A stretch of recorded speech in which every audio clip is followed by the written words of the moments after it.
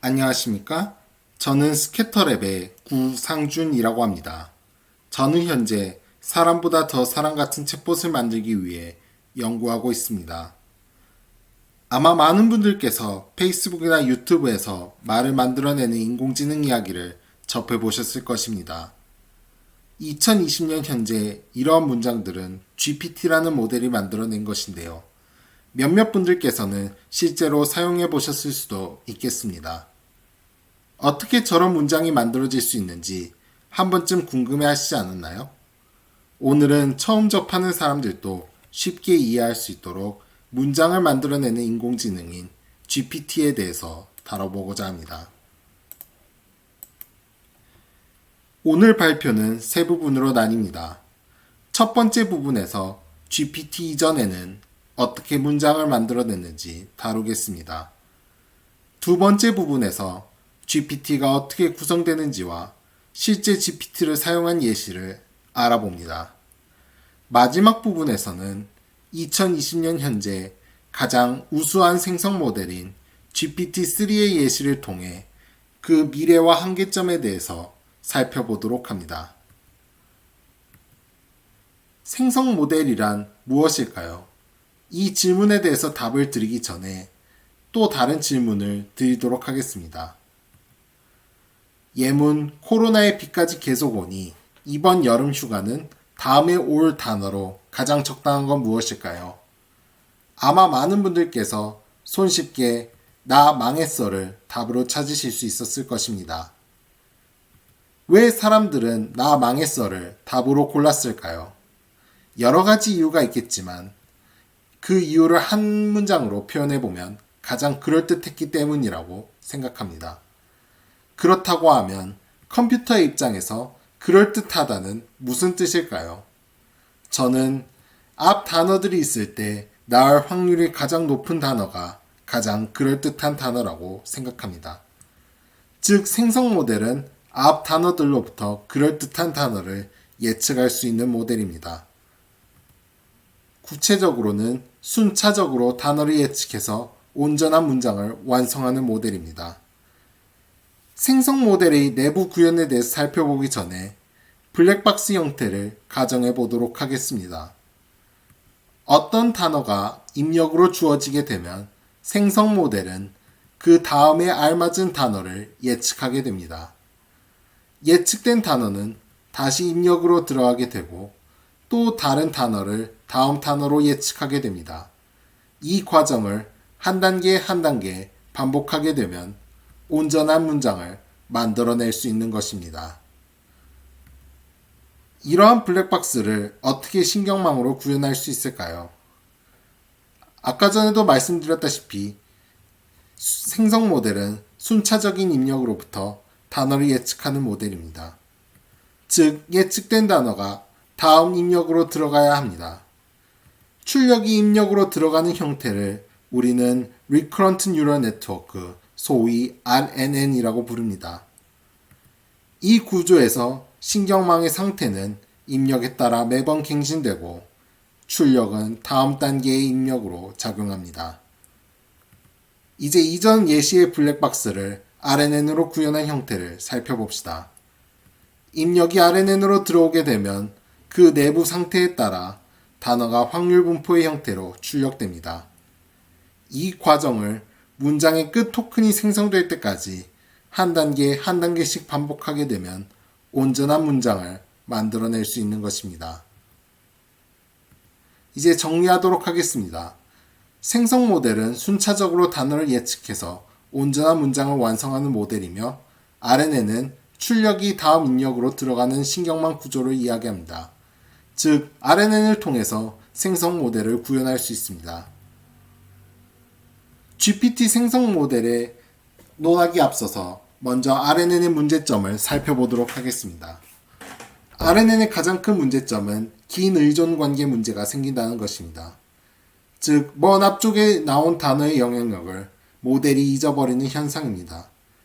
그렇기 때문에 한 출력 단어를 만들 때 가까운 단어에 의존해서 단어를 선택하게 됩니다. 이해를 돕기 위해서 예시를 들어보도록 하겠습니다. 족발 존맛이지 치킨 피자는 별로야, 내가 좋아하는 이라는 단어들이 문맥으로 주어지게 되고 야식은 이라는 단어가 입력으로 주어졌을 때 우리는 다음 단어에 뭐가 올지 예측해야 합니다. 이 다음 단어로 피자나 치킨이 들어올 수 있겠지만 아무래도 답은 족발이 될 것입니다. 그렇지만 모델은 치킨이나 피자를 족발에 훨씬 더 선호하게 되는데 그 이유는 치킨 피자가 훨씬 더 가까운 위치에 있기 때문입니다. 어떻게 족발이라는 단어가 뒤에 있는 출력에 기여하게 할 수 있을까요? 그것을 해결하기 위해서 2014-2015년쯤에 제시된 모델이 어텐션 모델입니다. 어텐션 모델에서 각 입력 단어는 출력 상태와 직접 연결됩니다.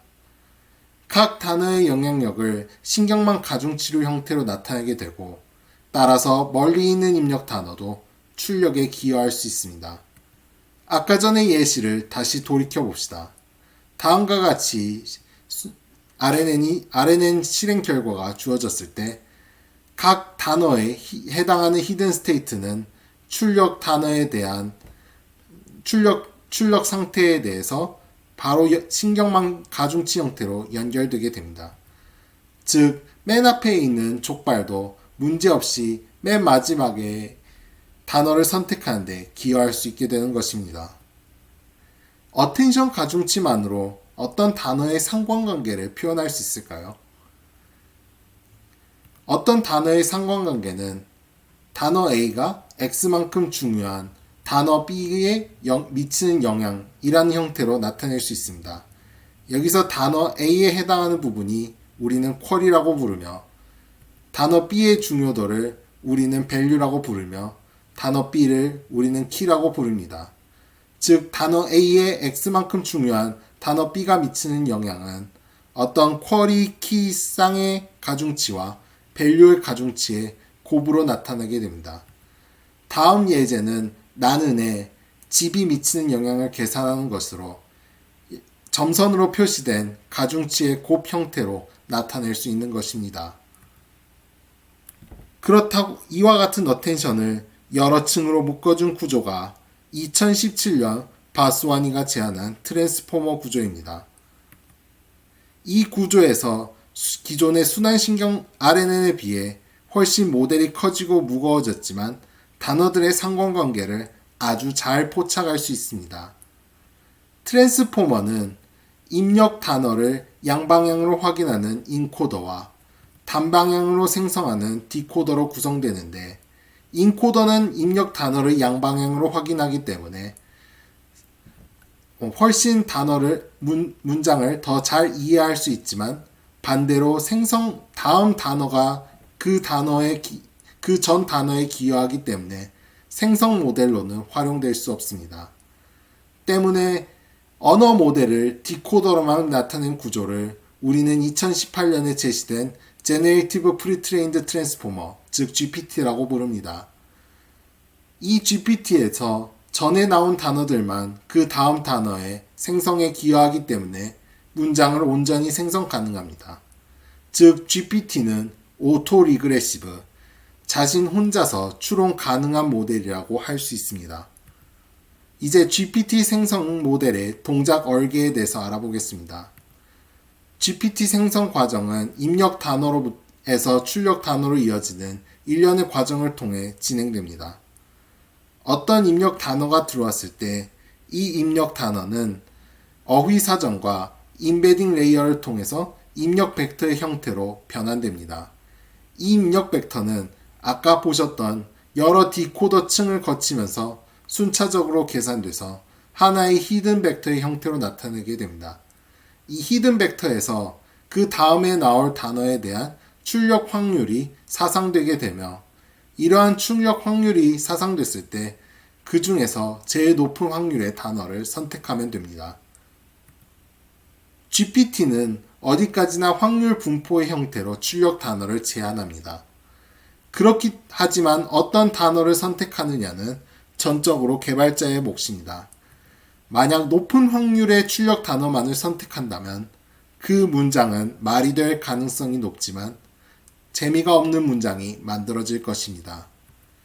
반대로 낮은 확률의 출력 단어를 선택하는 경우 말은 되지 않겠지만 훨씬 더 풍부한 문장을 생성해낼 수 있습니다. 그렇기 때문에 그 사이 어디서 타협점을 찾는 것이 바로 개발자들의 역량이라고 할 수 있습니다.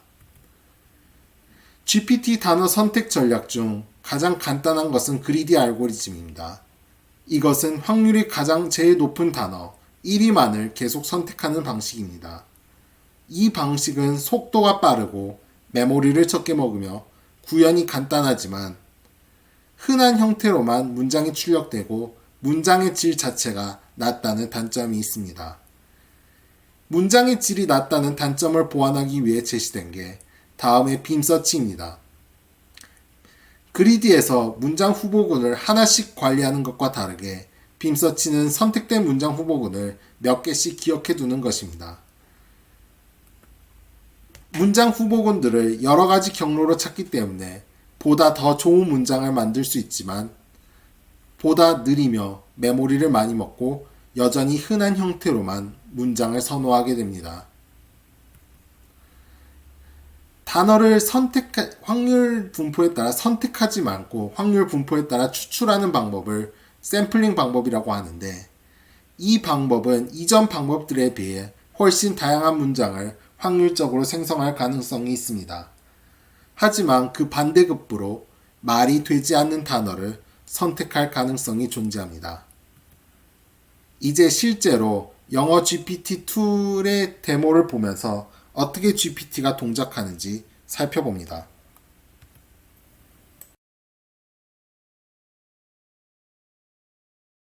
지금부터 영어 데이터로 훈련시킨 GPT 모델을 상대로 여러 표현들이 주어졌을 때 어떻게 말을 만들어내는지 살펴보겠습니다. 먼저 일상적인 표현을 몇 개 입력해 보겠습니다.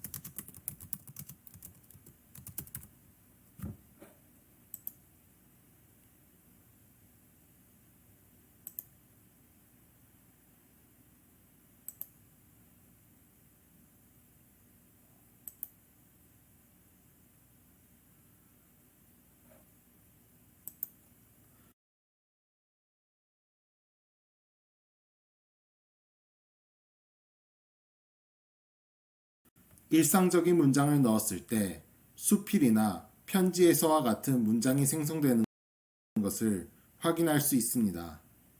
이제 조금 딱딱하고 정형화된 표현을 넣어 보겠습니다.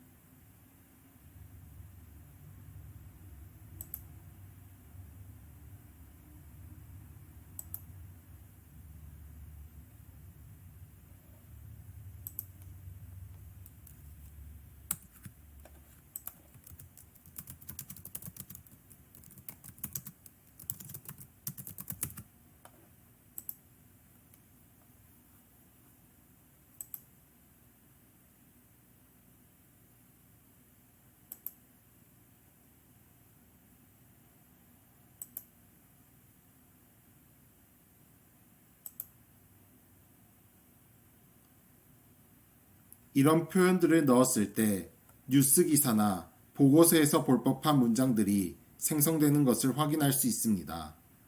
마지막으로 소설에서 볼 법한 단어들을 입력해 보겠습니다.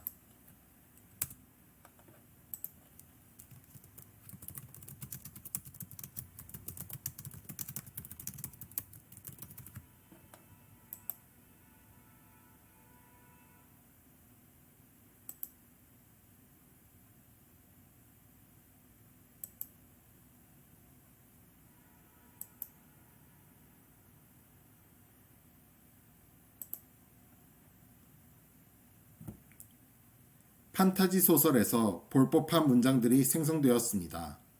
즉, 처음에 입력한 표현들과 비슷한 형태로 문장이 생성되는 것을 확인할 수 있습니다.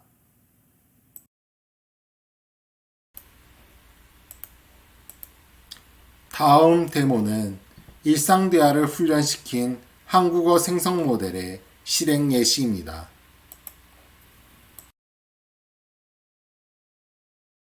지금부터 저희가 훈련시킨 한국어 GPT-2 모델을 상대로 비가 오는 상황을 가정한 자유 대화를 나눠보도록 하겠습니다.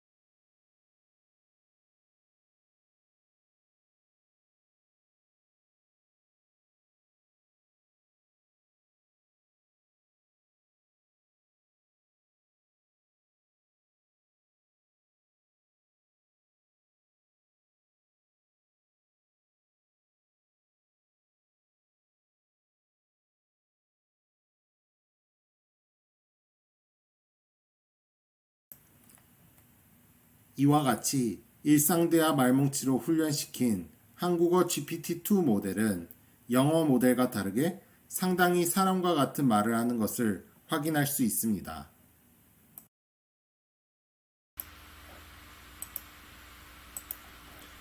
이제 GPT 생성 모델의 미래와 한계에 대해서 살펴봅니다. GPT 생성 모델의 발전 추이는 다음과 같습니다.